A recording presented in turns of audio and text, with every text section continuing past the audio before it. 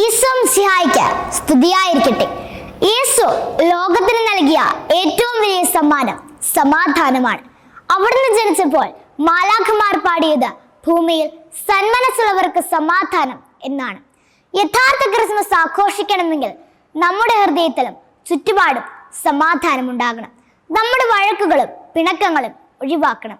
വീട്ടുകാരുമായും കൂട്ടുകാരുമായും സ്നേഹത്തിലും ഐക്യത്തിലും കഴിയുമ്പോഴാണ് നമ്മൾ യേശുവിനെ സന്തോഷിപ്പിക്കുന്നത്.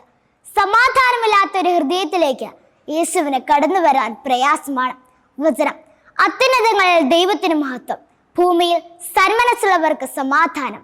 സുഹൃത ജപം: സമാധാനത്തിന്റെ രാജാവേ, എന്നിൽ സമാധാനം നിറയ്ക്കണമേ. സൽപ്രവൃത്തി: ആരോടെങ്കിലും പിണങ്ങിയിട്ടുണ്ടെങ്കിൽ ക്ഷമ ചോദിച്ച് സമാധാനം സ്ഥാപിക്കുക. നന്ദി.